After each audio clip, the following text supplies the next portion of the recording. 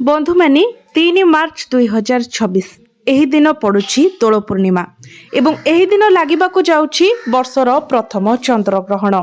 एही चंद्रग्रहण दीर्घतम हेबाकु जाउछि, एक विरल चंद्रग्रहण हेबाकु जाउछि। तो बंधु माने एही दिन आपण घर को नहीं आसंतु एही गछर चेर। एभली एक महासंजोगरे जदि आपणक घर को एही गछर चेर नहीं आसुछंती तो यह आपणकर भाग्य को सुना भली चमकाई देब। आपणक जीवन रे चलीथिबा समस्त दुख कष्ट को यह दूर करिदेब। तेबे बंधु माने एही गछर चेरटी को आपण चाहिए तो जेकोसी दिन रे आनी पारिबे, किंतु किछि विशेष दिन रहिछि जो दिन गुड़िकरे जदि आपण एही चेर को आणती तो एही चेरर चमत्कारी शक्ति रे वृद्धि होइथाय एवं यह आपणको अधिक शुभ फल प्रदान करिथाय।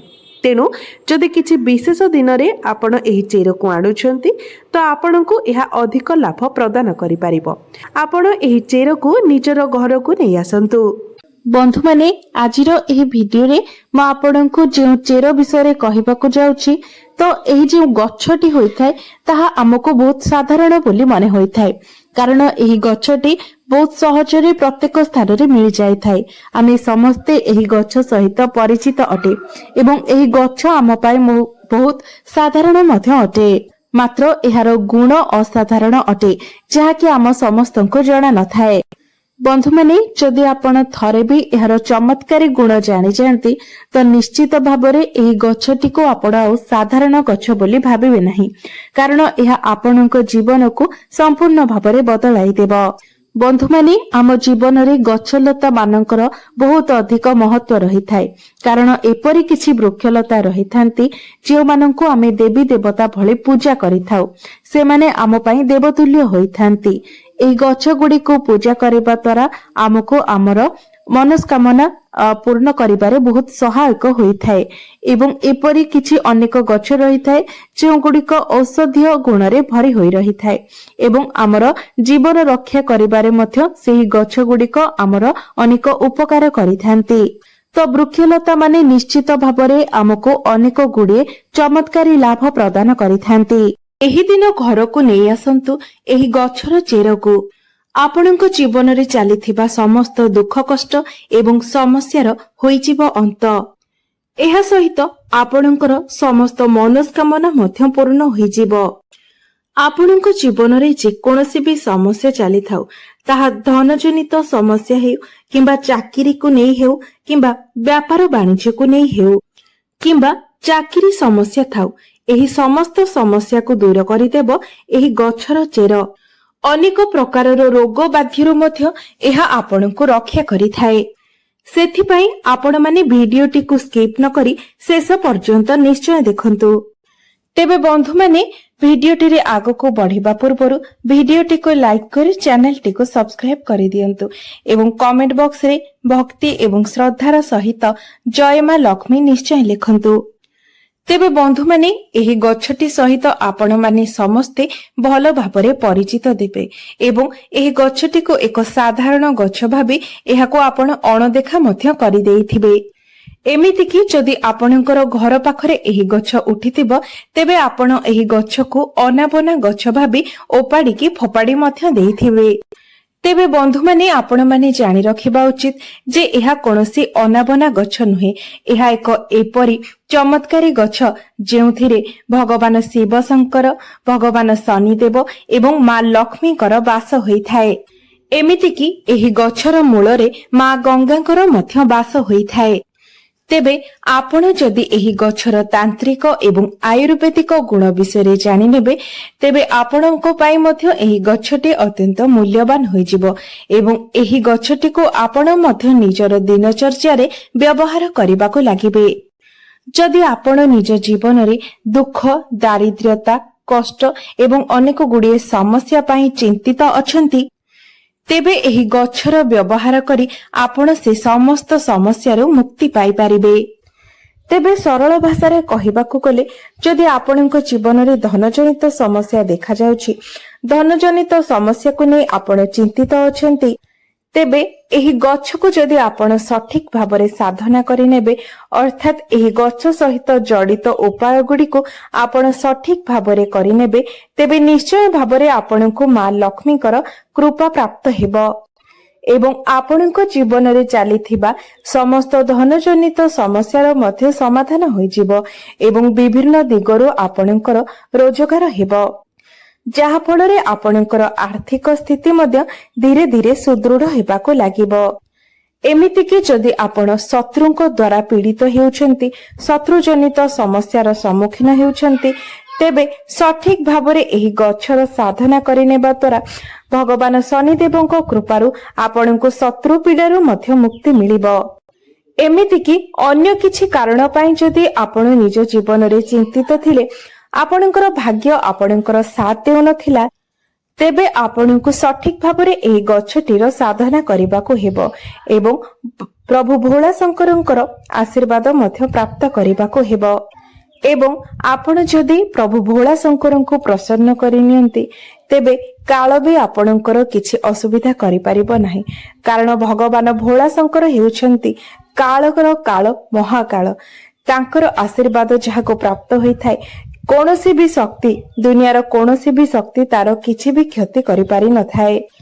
ତେବେ ବନ୍ଧୁମାନେ, ଏହି ଗଛର କେଉଁ ଭାଗ ଆପଣଙ୍କୁ କେଉଁ ପରିମାଣରେ ବ୍ୟବହାର କରିବାକୁ ହେବ ସେ ବିଷୟରେ ଜାଣିବା ମଧ୍ୟ ଅଧିକ ଗୁରୁତ୍ୱପୂର୍ଣ୍ଣ ଅଟେ ଏବଂ ଯେଉଁ ବିଷୟରେ ଆଜି ମୁଁ ଆପଣଙ୍କୁ ଏହି ଭିଡିଓରେ କହିବାକୁ ଯାଉଛି। ତେବେ ବନ୍ଧୁମାନେ, ଏହି ଗଛଟିର ଦୁଇଟି ଗୁଣ ରହିଛି, ଆୟୁର୍ବେଦିକ ଗୁଣ ଏବଂ ତାନ୍ତ୍ରିକ ଗୁଣ। ଆୟୁର୍ବେଦିକ ଗୁଣ ଅର୍ଥାତ୍ ଯଦି ଆପଣ କୌଣସି ରୋଗକୁ ନେଇ ଚିନ୍ତିତ ଅଛନ୍ତି, କୌଣସି ରୋଗ ପିଛା ଆପଣ ଲକ୍ଷ ଲକ୍ଷ ଟଙ୍କା ଖର୍ଚ୍ଚ କରିଛନ୍ତି, ତାପରେ ବି ଆପଣଙ୍କୁ କୌଣସି ଲାଭ ପ୍ରାପ୍ତ ହୋଇନାହିଁ, ତେବେ ଆପଣ ଏହି ଗଛଟିର ବ୍ୟବହାର ନିଶ୍ଚୟ ଭାବରେ କରିପାରିବେ। ତାପରେ ଆପଣ ନିଜେ ଦେଖିବେ ଯେ ଆପଣଙ୍କର ବେମାରୀ ନିଶ୍ଚୟ ଭାବରେ ଧୀରେ ଧୀରେ ଭଲ ହେବାକୁ ଲାଗିବ। ଏହି ଗଛଟିର ମହତ୍ଵ ଆୟୁର୍ବେଦିକରେ ବହୁତ ଅଧିକ ରହିଅଛି ଏବଂ ଯଦି ଆପଣ ଏହି ଗଛଟିର ତାନ୍ତ୍ରିକ ପ୍ରୟୋଗ ବିଷୟରେ ଜାଣିନେବେ ତେବେ ଆପଣ ନିଜ ଜୀବନରେ କେବେ ବି କଷ୍ଟ ଦେଖିବାକୁ ପାଇବେ ନାହିଁ। ଧନର ସ୍ରୋତ ଆପଣଙ୍କ ପାଇଁ ବଢିବାକୁ ଲାଗିବ, ଧୀରେ ଧୀରେ ଆପଣଙ୍କ ଗୃହକୁ ଧନର ଆଗମନ ମଧ୍ୟ ବଢିବାକୁ ଲାଗିବ। ତେବେ ଏହି ଗଛଟିର ନାଁ ହେଉଛି ଅପମାର୍ଗ ଗଛ ଏବଂ ଏହି ଗଛଟି ସହିତ ଆପଣମାନେ ନିହାତି ଭାବରେ ଭଲ ଭାବରେ ପରିଚିତ ଥିବେ, କାରଣ ଆମ ଓଡ଼ିଶାରେ ଏହି ଗଛଟି ବହୁତ ଅଧିକ ପରିମାଣରେ ଦେଖିବାକୁ ମିଳିଥାଏ। ପ୍ରାୟତଃ ସବୁ ଜାଗାରେ ଏହି ଗଛଟି ରହିଥାଏ। ତେବେ ବନ୍ଧୁମାନେ, ଏହି ଗଛଟିର ନାମ ଏଥିପାଇଁ ଅପମାର୍ଗ କାରଣ ଅପମାର୍ଗର ଅର୍ଥ ହେଉଛି ଓଲଟ ଚାଲିବା ଏବଂ ଏହାର ମଞ୍ଜି ଗୁଡ଼ିକ ଗଛରେ ଓଲଟା ଭାବରେ ରହିଥାଏ। ତେବେ ଏହାର ଏହି ମଞ୍ଜି ଗୁଡ଼ିକ ଓଲଟା ରହିବା ହିଁ ଏହି ଗଛର ବିଶେଷତ୍ୱ ଅଟେ। ତେବେ ବନ୍ଧୁମାନେ, ଯଦି ଆପଣ ବାସ୍ତୁଶାସ୍ତ୍ରର ବନସ୍ପତି ଅଧ୍ୟୟନର ଅଧ୍ୟାୟ ନମ୍ବର 51କୁ ଯିବେ, ସେଠାରେ ଆପଣ ପରିଷ୍କାର ଭାବରେ ଦେଖିବାକୁ ପାଇବେ ଯେ ସାଧୁ ସନ୍ନ୍ୟାସୀ ମୁନି ଋଷିମାନେ ଏହି ଗଛର ବ୍ୟବହାର କିପରି କରୁଥିଲେ। ପୂର୍ବ କାଳରେ ଏହି ଗଛକୁ ଧର୍ମଶାସ୍ତ୍ରରେ ଏକ ଶୁଭ ଗଛ ବୋଲି ମାନା ଯାଉଥିଲା। ଏପରି ମଧ୍ୟ ମାନା ଯାଉଥିଲା ଯେ ଏହି ଗଛର ବ୍ୟବହାର କରି ଆପଣ ନିଜ ଶରୀରରେ ପୁଷ୍ଟିସାରର ସନ୍ତୁଳନକୁ ମଧ୍ୟ ରକ୍ଷା କରିପାରିବେ। ତେବେ ପୂର୍ବ କାଳରେ ଯେତେବେଳେ ମୁନି ଋଷିମାନେ ମାସ ମାସ ଧରି ଭଗବାନଙ୍କୁ ତପସ୍ୟା କରୁଥିଲେ, ଭଗବାନଙ୍କ ଆରାଧନାରେ ଲୀନ ରହୁଥିଲେ, ସେତେବେଳେ ସେମାନେ ଏହି ଗଛର ମଞ୍ଜିର ଖେଚୁଡ଼ି କିମ୍ବା କ୍ଷୀରି ବନାଇ ଖାଉଥିଲେ, ଯାହା ଫଳରେ 10 ଦିନ ପର୍ଯ୍ୟନ୍ତ ସେମାନଙ୍କୁ ଭୋକ ଶୋଷ ଲାଗୁନଥିଲା। ସେଥିପାଇଁ ପୂର୍ବ କାଳରେ ମୁନି ଋଷିମାନେ ଏହି ଗଛକୁ ସର୍ବଦା ନିଜ ପାଖରେ ରଖୁଥିଲେ ଏବଂ ଏହାର ମଞ୍ଜିର ବ୍ୟବହାର ମଧ୍ୟ କରୁଥିଲେ। ଏହା ଏକ ଚମତ୍କାରୀ ଗଛ ଅଟେ କାରଣ ଏହା ଉପରେ ଅମୃତର କିଛି ବୁନ୍ଦା ମଧ୍ୟ ପଡ଼ିଥିଲା। କାରଣ ଯେତେବେଳେ ସମୁଦ୍ରର ମନ୍ଥନ ହୋଇଥିଲା ଏବଂ ଏହି ଅମୃତଟି ଧରା ପୃଷ୍ଠକୁ ଆସିଥିଲା, ସେତେବେଳେ ଏହି ଅପମାର୍ଗ ଗଛଟି ଉପରେ କିଛି ବୁନ୍ଦା ଅମୃତ ପଡ଼ିଯାଇଥିଲା, ଯାହା ଫଳରେ କି ଏହାର ମୂଳରେ ମା ଗଙ୍ଗାଙ୍କର ବାସ ହୋଇଥାଏ। ତ ଯଦି ଆପଣଙ୍କ ପାଖରେ ପୁରୁଣା କାଳିଆ ଲୋକ କେହି ଥିବେ, ତେବେ ଆପଣ ସେମାନଙ୍କ ଠାରୁ ନିଶ୍ଚୟ ଏହି କଥା ବୁଝିପାରିବେ ଯେ ପ୍ରାଚୀନ କାଳର ଲୋକମାନେ ଏହାର ମୂଳର ବ୍ୟବହାର ନିଶ୍ଚୟ ଭାବରେ କରୁଥିଲେ। ସେମାନେ ଏହି ଗଛର ମୂଳରେ ଦାନ୍ତ ଘଷୁଥିଲେ। ଯଦି ଆପଣଙ୍କର ଦାନ୍ତରେ ଦରଜ ରହୁଛି, ପାଇରିଆ ହୋଇଛି, ଦାନ୍ତ ହଳଦିଆ ପଡିଯାଇଛି କିମ୍ବା ଦାନ୍ତରେ ବ୍ୟାକ୍ଟେରିଆ ଜମି ଯାଇଛନ୍ତି, ତେବେ ଏହି ସବୁ ସମସ୍ୟା ପାଇଁ ଏହି ଗଛଟି ଆପଣଙ୍କ ପାଇଁ ରାମବାଣ ପରି ହୋଇପାରେ। ତେବେ ଆସନ୍ତୁ ଆମେ ପ୍ରଥମେ ଏହି ଗଛର ଆୟୁର୍ବେଦିକ ଗୁଣ ବିଷୟରେ ଜାଣିନେବା, ତାପରେ ଆମେ ଏହି ଗଛର ତାନ୍ତ୍ରିକ ପ୍ରୟୋଗ ବିଷୟରେ ଜାଣିବା। ତେବେ ଏହାର ପ୍ରଥମ ଆୟୁର୍ବେଦିକ ଗୁଣ ହେଉଛି, ଯଦି ଆପଣ ଦାନ୍ତରେ ଦରଜ ଅନୁଭବ କରୁଛନ୍ତି, ଦାନ୍ତ ମୂଳରେ ବ୍ୟାକ୍ଟେରିଆ ଜମି ଯାଇଛି, ଅନେକ ଔଷଧ ଖାଇଲା ପରେ ମଧ୍ୟ ଆପଣଙ୍କୁ କୌଣସି ଉପଶମ ମିଳୁନାହିଁ, ତେବେ ମାତ୍ର 15 ଦିନ ପର୍ଯ୍ୟନ୍ତ ବି ଯଦି ଆପଣ ଏହି ଗଛର ମୂଳ କିମ୍ବା ଚେରରେ ଦାନ୍ତ ଘଷନ୍ତି, ତେବେ ଦେଖିବେ ଆପଣଙ୍କର ଦାନ୍ତ ଜନିତ ସମସ୍ୟା ତୁରନ୍ତ ଠିକ ହୋଇଯିବ। ଏବଂ ଯଦି ଆପଣ ଆପଣଙ୍କର ମାଢିରେ କୌଣସି ପ୍ରକାରର ସମସ୍ୟାର ଅନୁଭବ କରୁଛନ୍ତି, ତେବେ ଲଗାତାର 1 ମାସ ପର୍ଯ୍ୟନ୍ତ ଏହାର ମୂଳରେ ଦାନ୍ତ ଘଷିବା ଦ୍ୱାରା ମାଢି ଜନିତ ସମସ୍ୟା ମଧ୍ୟ ଦୂର ହୋଇଯିବ। ଯଦି ଆପଣଙ୍କର ଦାନ୍ତ ଗୁଡ଼ିକ ହଳଦିଆ ପଡିଯାଇଛି, ତେବେ ଏପରି ମାନାଯାଏ ଯେ ଅପମାର୍ଗ ଚେର କିମ୍ବା ମୂଳରେ ଦାନ୍ତ ଘଷିବା ଦ୍ୱାରା ଦାନ୍ତ ଗୁଡ଼ିକ ମୋତି ପରି ଚମକି ଉଠିଥାଏ। ବନ୍ଧୁମାନେ, ଆଜିକା ଯୁଗରେ ଅନେକ ଲୋକଙ୍କର ଆଣ୍ଠୁଗଣ୍ଠି ଜନିତ ସମସ୍ୟା ଦେଖିବାକୁ ମିଳୁଛି। ଅନେକ ଲୋକଙ୍କର ଆଣ୍ଠୁ ଗଣ୍ଠିରେ ଯନ୍ତ୍ରଣା ଅନୁଭବ ହେଉଛି ଏବଂ ଅନେକ ଔଷଧ ଏବଂ ତୈଳର ବ୍ୟବହାର ପରେ ମଧ୍ୟ ସେଥିରେ କୌଣସି ଉପଶମ ମିଳିପାରୁନାହିଁ। ତେବେ ଏପରି ପରିସ୍ଥିତିରେ ଏହି ଗଛର ପ୍ରୟୋଗ ହିଁ ଆପଣଙ୍କୁ ନିଶ୍ଚୟ ଭାବରେ ଉପଶମ ପ୍ରଦାନ କରିପାରିବ। ସେଥିପାଇଁ ଆପଣ ଅପମାର୍ଗ ଗଛର କିଛି ମୂଳ ନେଇ ଆସନ୍ତୁ ଏବଂ ଏହାକୁ ଖରାରେ ଭଲ ଭାବରେ ଶୁଖାଇ ଦିଅନ୍ତୁ। ତାପରେ ଭଲ ଭାବରେ ଶୁଖିଗଲା ପରେ ଆପଣ ସେହି ଚେରରେ ପାଉଡର ବନେଇ ନିଅନ୍ତୁ ଏବଂ ସୋରିଷ ତେଲରେ ସେହି ପାଉଡରକୁ ଭଲ ଭାବରେ ଫୁଟାଇ ତାପରେ ସେହି ତେଲକୁ ଆପଣଙ୍କର ଯନ୍ତ୍ରଣା ହେଉଥିବା ସ୍ଥାନରେ ମାଲିସ କରନ୍ତୁ। ତେବେ ଏହି ପ୍ରୟୋଗଟି ଯଦି ଲଗାତାର 2 ମାସ ପର୍ଯ୍ୟନ୍ତ ଆପଣ କରନ୍ତି, ତେବେ ନିଶ୍ଚୟ ଭାବରେ ଆପଣଙ୍କୁ ଯନ୍ତ୍ରଣାରୁ ଉପଶମ ମିଳିବ। ବନ୍ଧୁମାନେ, ଆୟୁର୍ବେଦରେ ଏହି ଗଛଟିର ବହୁତ ଅଧିକ ମହତ୍ତ୍ୱ ରହିଅଛି। ତେବେ ଏହି ସବୁ ସମସ୍ୟା ଗୁଡ଼ିକ ପାଇଁ ଆପଣ ଏହି ଗଛଟିର ପ୍ରୟୋଗ ନିଶ୍ଚୟ ଭାବରେ କରନ୍ତୁ, କାରଣ ଏଥିପାଇଁ ଆପଣଙ୍କୁ ପଇସା ଖର୍ଚ୍ଚ କରିବାର କୌଣସି ଆବଶ୍ୟକତା ନାହିଁ, ମାତ୍ର କିଛି ଦିନ ସମୟ ଦେବାର ଅଛି। ତେବେ ଆପଣ ଲଗାତାର ଭାବରେ ଯଦି ଏହି ଗଛଟିର ପ୍ରୟୋଗ କରିନିଅନ୍ତି, ତେବେ ନିଶ୍ଚୟ ଭାବରେ ଆପଣଙ୍କୁ ଆପଣଙ୍କର କଷ୍ଟରୁ ଉପଶମ ମିଳିବ। ତେବେ ଏବେ ଆସନ୍ତୁ ଜାଣିନେବା ଏହି ଗଛଟିର ତାନ୍ତ୍ରିକ ପ୍ରୟୋଗ ବିଷୟରେ। ବନ୍ଧୁମାନେ, ଆପଣମାନେ ଜାଣିଥିବେ ଏପରି ଅନେକ ବ୍ୟକ୍ତି ରହିଥାନ୍ତି ଯେଉଁମାନେ ସର୍ବଦା ସେମାନଙ୍କ ଶତ୍ରୁଙ୍କ ଦ୍ୱାରା ପୀଡ଼ିତ ହୋଇଥାନ୍ତି। ପ୍ରତ୍ୟେକ ଦିନ ସେମାନଙ୍କୁ ଶତ୍ରୁଙ୍କ ଦ୍ୱାରା କିଛି ନା କିଛି ଅସୁବିଧାର ସମ୍ମୁଖୀନ ହେବାକୁ ପଡ଼ିଥାଏ। ସେମାନଙ୍କର ଶତ୍ରୁମାନେ ସର୍ବଦା ସେମାନଙ୍କର କିଛି ନା କିଛି କ୍ଷତି କରିବା ପାଇଁ ଚାହିଁଥାନ୍ତି। ତେବେ ସେଥିପାଇଁ ଆପଣଙ୍କୁ ଶନିବାର ଦିନ ଏହି ପ୍ରୟୋଗଟି କରିବାର ଅଛି। ଶନିବାର ଦିନ ଆପଣ ଅପମାର୍ଗର ମଞ୍ଜି ଛିଡାଇ ଆଣନ୍ତୁ ଏବଂ ଏହାକୁ ଏକ ନାଲି କପଡାରେ ବାନ୍ଧି ଦିଅନ୍ତୁ। ତାପରେ ଆପଣ ଏହି କପଡାଟିକୁ ଧରି ଶନି ଠାକୁରଙ୍କର ମୂର୍ତ୍ତି କିମ୍ବା ଫଟୋର ଗୋଟିଏ ପାଖରେ ବସନ୍ତୁ। ଆପଣ କେବେ ବି ଶନିଦେବଙ୍କର ସାମ୍ନା ସାମ୍ନି ବସିବେ ନାହିଁ, ଡାହାଣ ପାଖରେ କିମ୍ବା ବାମ ପାଖରେ ବସିବେ। ତେବେ ତାପରେ ଆପଣ ଶନି ଚାଳିଶାର ପାଠ କରନ୍ତୁ। ତେବେ ଆପଣଙ୍କୁ 51 ଥର ଶନି ଚାଳିଶାର ପାଠ କରିବାର ଅଛି। ତାପରେ ଆପଣ ଏ ଯୋଉ କପଡାଟି ରଖିଥିବେ, ଯେଉଁଥିରେ ଅପମାର୍ଗ ମଞ୍ଜି ବାନ୍ଧି କରି ରଖିଥିବେ, ସେହି କପଡାକୁ ଆପଣ ଏକ ଏପରି ସ୍ଥାନରେ ରଖନ୍ତୁ ଯେଉଁଠାକୁ କେହି ବି ଯିବା ଆସିବା କରୁନଥିବେ। ତାପରେ ଆପଣ ନିଜେ ଲକ୍ଷ୍ୟ କରିପାରିବେ ଯେ ଆପଣଙ୍କର ଶତ୍ରୁ ଯେତେ ବି ଶକ୍ତିଶାଳୀ ହୋଇଥାଉ, ଏହି ଉପାୟଟି କରିବା ପରେ ସେ ତାର ସବୁ ଚେଷ୍ଟାରେ ବିଫଳ ହେବ। ଆପଣଙ୍କର ଶତ୍ରୁମାନେ ଆପଣଙ୍କର କ୍ଷତି କରିବାରେ ଆଉ କଦାପି ବି ସମର୍ଥ ହୋଇପାରିବେ ନାହିଁ ଏବଂ ଯଦି ଅକାରଣରେ ଆପଣଙ୍କର କେହି କ୍ଷତି କରିବା ପାଇଁ ଚାହୁଁଥିବ, ତେବେ ଓଲଟା ତାର ହିଁ କ୍ଷତି ହେବ। ଦ୍ୱିତୀୟରେ, ଯଦି ଆପଣ ଚାହୁଁଛନ୍ତି ଆପଣଙ୍କର ବ୍ୟାପାର ବା ବ୍ୟବସାୟରେ ଉନ୍ନତି ହେଉ, ଆପଣଙ୍କୁ ଲାଭ ପ୍ରାପ୍ତ ହେଉ, ତେବେ ଶୁକ୍ରବାର ଦିନ ଆପଣଙ୍କୁ ଏହି ଉପାୟଟି କରିବାର ଅଛି।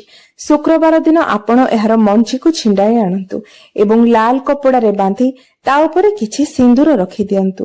ତାପରେ ଆପଣ ଏହାକୁ ନେଇ ନିଜର ବ୍ୟାପାର ବାଣିଜ୍ୟ ସ୍ଥଳରେ ରଖିଦିଅନ୍ତୁ।